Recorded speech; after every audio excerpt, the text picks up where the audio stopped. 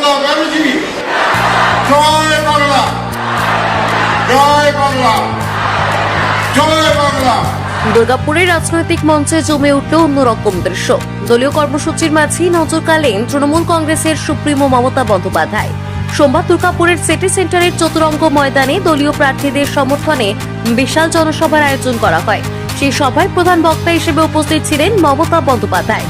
শুরু থেকেই সভা মঞ্চে ছিল উচ্ছ্বাস, ভিড় আর রাজনৈতিক বার্তার ঝড়। তবে সবকিছুকে ছাপিয়ে যায় এক বিশেষ মুহূর্ত। সভা শেষের মুখে মঞ্চ ছাড়ার আগেই দলের বর্ষিয়া নেতা তথা দুর্গাপুরের প্রাক্তন মেয়র এবং প্রাক্তন বিধায়ক অপূর্ব মুখোপাধ্যায়ের সঙ্গে কানে কানে কথা বলতে দেখা যায় নেত্রীকে। স্বাভাবিকভাবে এই দৃশ্য ঘিরে কর্মী সমর্থকদের মধ্যে শুরু হয় জোর জল্পনা। এদিন মঞ্চে বক্তব্য রাখতে গিয়ে অপূর্ব মুখোপাধ্যায় ও নেত্রীর উপস্থিতিতে দলের উন্নয়ন, সংগঠনের শক্তি এবং আসন্ন নির্বাচনে জয়ের ব্যাপারে আত্মবিশ্বাসের কথা তুলে ধরেন। নির্বাচনের আগে জনসভা শুধু রাজনৈতিক বার্তাই নয়, দলীয় সমীকরণের ইঙ্গিতও দিল বলে মনে করছেন রাজনৈতিক মহলের একাংশ। সব মিলিয়ে দুর্গাপুরের এই সভা এখন চর্চার কেন্দ্রবিন্দু। দুর্গাপুর থেকে নিজস্ব প্রতিনিধি রিপোর্ট, জিও ভারতী। দুর্গাপুরে প্রায় কম বেশি পশ্চিমে 34,000 এবং পূর্বে কম বেশি প্রায় 40,000 ভোট বাদ হয়ে গেছে। কেন বাদ হল? যাদের কাছে যোগ্য সমস্ত কিছু থাকা সত্ত্বেও, তাদের সমস্ত কিছু থেকেও তারা আজকে বাদ। তার মানে এখানটাতে দাঁড়িয়ে এই জুমলা পার্টি একটা প্রস্তুতি নিয়েছে।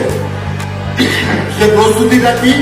না, তৃণমূল কংগ্রেসকে হারাতে হবে, মমতা ব্যানার্জিকে হেয় প্রতিপন্ন করতে হবে এবং পশ্চিম বাংলায় আবার একটা বিদ্যার সরকার প্রতিষ্ঠিত করতে হবে, যারা প্রতি মুহূর্তেই জুমলা করে দিয়ে আজকে সারা ভারতবর্ষকে তারা এমন একটা জায়গায় দান করিয়ে দিয়েছে যে ভারতবর্ষের মানুষ আজকে ভীত এবং সন্ত্রস্ত।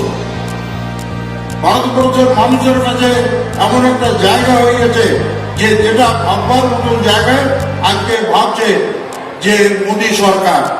আর ধর্মের নামে সুরসুরি দিয়ে পরিস্থিতিটাকে যে জায়গায় নিয়ে যাওয়ার চেষ্টা করছে। হ্যাঁ, ধর্ম আছে, ধর্ম থাকবে, উৎসব সবার, সেই ধর্মকে আমরা যা যা ধর্ম মনে করি সেই ধর্মকে মেনেই চলি।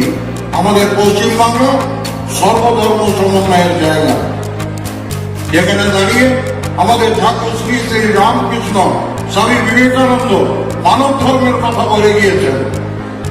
সেখানে দাঁড়িয়ে আমাদের দুইজন কবি, একজন কবিগুরু রবীন্দ্রনাথ ঠাকুর আর একজন কাজী নজরুল ইসলাম।